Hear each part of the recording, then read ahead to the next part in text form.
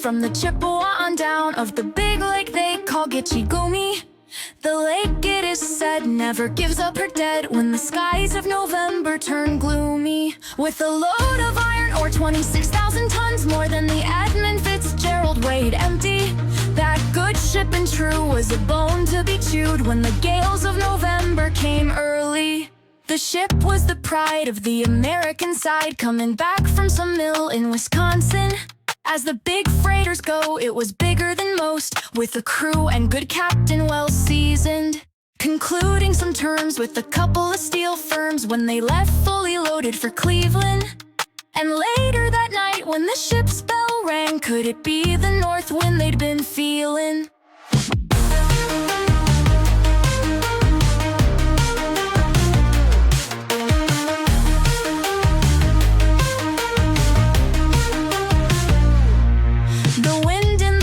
Made a tattletale sound and a wave broke over the railing, and every man knew, as the captain did too, 'twas the witch of November come stealing.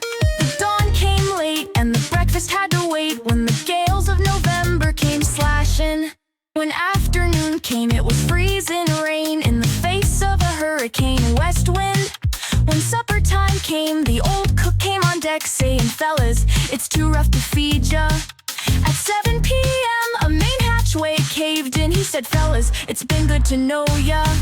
The captain wired in, he had water coming in, and the good ship and crew was in peril. And later that night, when his lights went out of sight, came the wreck of the Edmund Fitzgerald. Does anyone know where the love of God goes when the waves turn the minutes to hours? The searchers all say they'd have made Whitefish Bay if they'd put 15 more miles behind her. They might have split up, or they might have capsized. They may have broke deep and took water.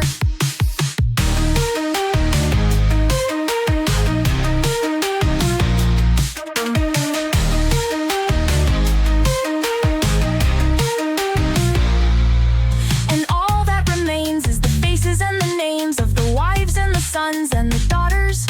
Lake Huron rolls, Superior sings in the rooms of her ice water mansion.